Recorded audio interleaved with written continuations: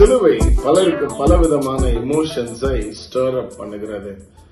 ஒரு சிலருக்கு இந்த சிலுவை ஏளனமாக இகழ்ச்சியாக இருக்கிறது. Some people ridicule the cross and look down on the cross. சிலருக்கு இந்த சிலுவை எரிச்சலை உண்டு பண்ணுகிறது. Some people become angry at the cross. ஒரு சிலர் வேடிக்கையாக சிலுவையை ஒரு ஃபேஷன் ஸ்டேட்மெண்டா கூட பார்க்கறத நான் கவனித்திருக்கிறேன்.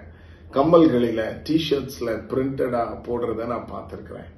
ஃபெய்த்தை எக்ஸ்பிரஸ் பண்ணி போடுறவங்க இஸ் a different group. தங்கள் விசுவாசத்தை வெளிப்படுத்தி போடுகிறவர்கள் இன்னும் ஒரு கூட்டம். இந்த சிலுவை தேவன் உங்களுக்காக எனக்காக தன் ஜீவனை கொடுத்த ஒரு இடம். நம்முடைய பாவங்களுக்கு பரிகாரமாக தேவன் தன்னையே பலியாக கொடுத்த இடம் சிலுவை. இந்த சிலுவையினால் தான் நமக்கு பாவ மன்னிப்பு உண்டாயிருக்கிறது. பாவ மன்னிப்பு மட்டுமல்ல, நாம் தேவனுடைய பிள்ளைகள் என்று சொல்லப்படும்படி நமக்கு ஒரு ஸ்தானத்தை இந்த சிலுவையினால் அவர் ஏற்படுத்தி இருக்கிறார். இந்த சிலுவை நமக்கு ஒரு மேன்மையை கொண்டு வந்திருக்கிறது. It is because of the cross we have honor and we are being accepted by the Father. நாம் சிலுவை நிமித்தமாய் ஏற்றுக்கொள்ளப்பட்டிருக்கிறோம்.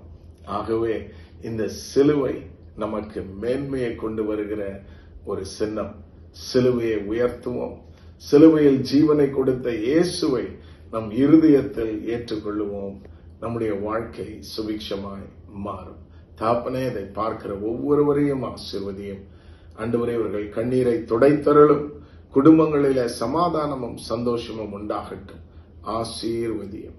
இயேசு கிறிஸ்துவின் நாமத்தில் பிதாவே, ஆமென்.